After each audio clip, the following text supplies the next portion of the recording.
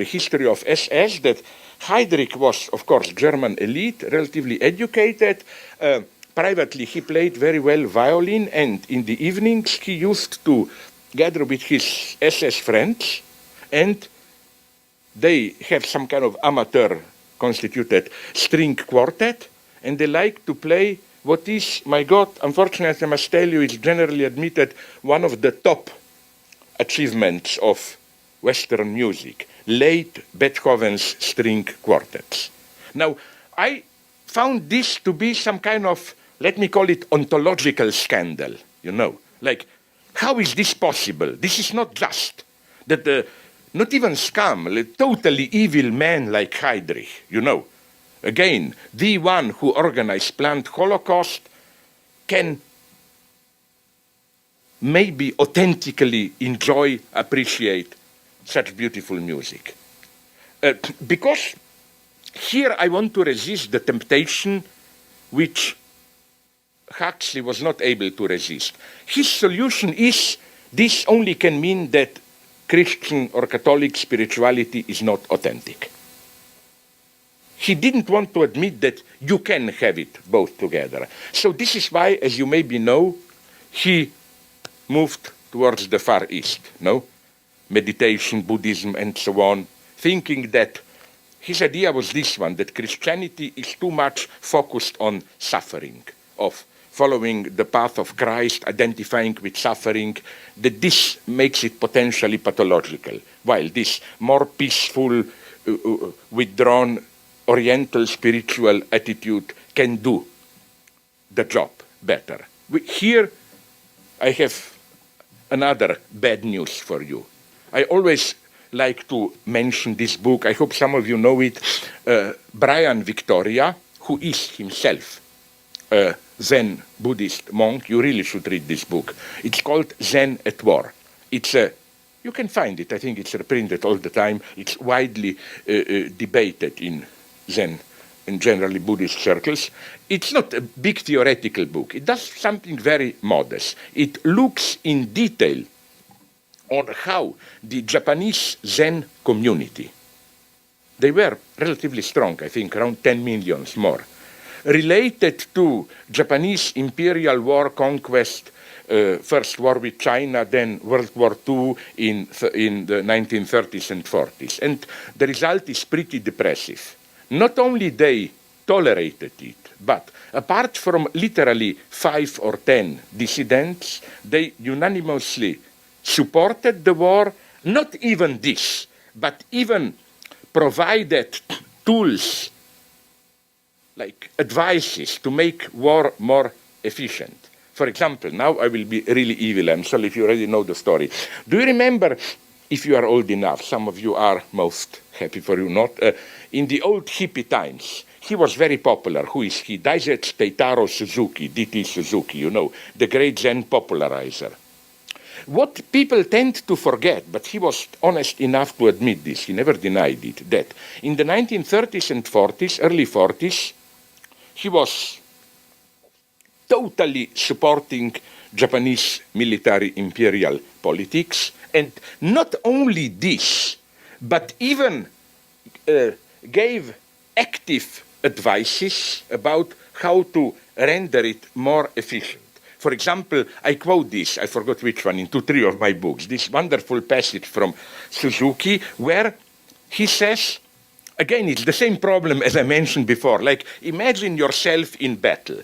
You confront your enemy, you see him, and of course, you cannot avoid a minimum of, let's call it personalization, like you are, sorry Matthew, it's always you whom I think, when I think, let's kill a person, I think about you, don't ask me why, but like, you know, you are a human being, you have a child, all these problems. Suzuki has an answer here, it's pretty horrifying. He says, these problems remain as long as we remain stuck into this, what Buddhism describes as this samsara, the wheel of desire, false identity, when we perceive falsely ourselves as agent with a substantial self, you know, when we don't fully assume this logic of, in Indian, anatman, there is no self, just void, and so on. He says that, let's say I have a knife, I want to stab you. If I'm still caught in the world of illusion, I will find it problematic. Like, my God, I am stabbing you. What right do I have to do it? But, Suzuki says, imagine that I go through Buddhist enlightenment. Then I really assume that I have no self. I'm just a kind of totally impassive, transparent observer.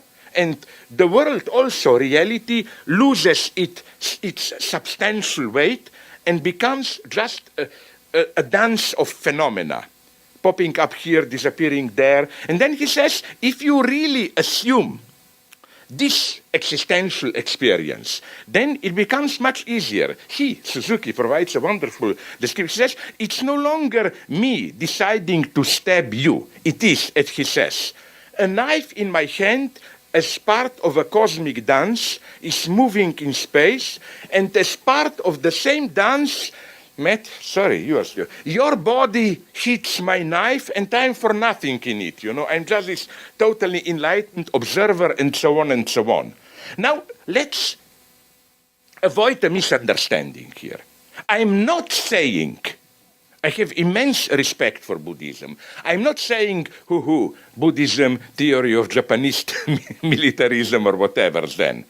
I'm saying, and Suzuki, after the war, was heroic enough to admit it. What I'm saying is that it doesn't matter. It's neutral. Suzuki says this wonderfully. People just ignored this when they bought this bullshit, Buddhism, holistic, organic, you are gentle with nature. No, he says Buddhism is a technique of meditation. You can be a fascist, a torturer, a Democrat, a liberal, whatever, communist, it doesn't matter. I found this really radical and great. This is a very traumatic thing to do. He accepted this irreducible gap. You can have your authentic inner experience. It absolutely doesn't guarantee that you will not be doing horrible things in reality. In some conditions, as Suzuki admits it may even make it easier. Because again, the moment you don't perceive yourself as agent, you are no longer fully identified with it, and so on and so on.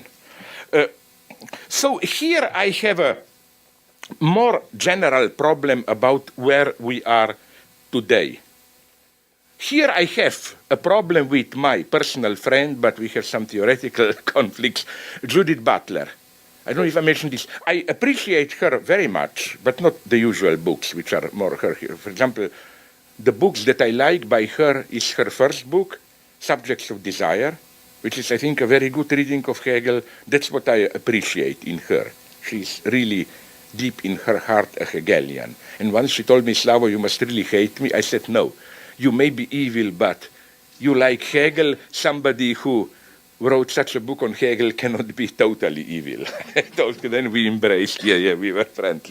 And the other book, The Psychic Life of Power. These are, I think, her best works, not the big official stuff. My problem with her is this one. Her general space, and I don't care here if she really meant it like that. I'm speaking about how she perceived, is that the enemy, quote marks, the opponent, is this patriarchal identity, whatever, and then what she's fighting for is to undermine patriarchal identity, essentialism, whatever you want, and to assert that even our most intimate sexual identity is just a result of, the story of this symbolic performative rituals, which also allow then a space of maneuver. When you ironically repeat rituals in a displaced way, you gain a distance, you can undermine them a little bit. My problem here is what? It's not that I'm defending patriarchy identity or what. It's okay, nice, but what is she describing? I claim she's simply describing the predominant ideology today.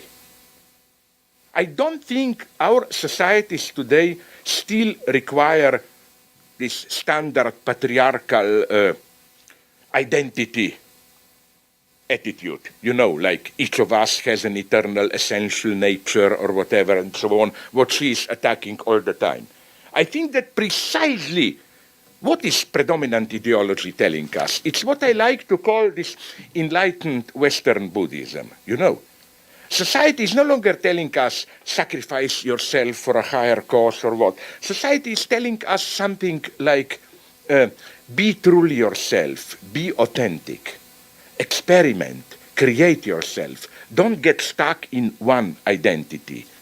Experiment, reconstruct yourself all the time. And again, all this is spiced with some kind of spontaneous pseudo-Buddhism, where the idea is don't get too attached to it, Don't assume fully any identity. Always play, dance, then you get all this New Age bullshit. Remember, things are not really serious, it's a cosmic dance or whatever you want.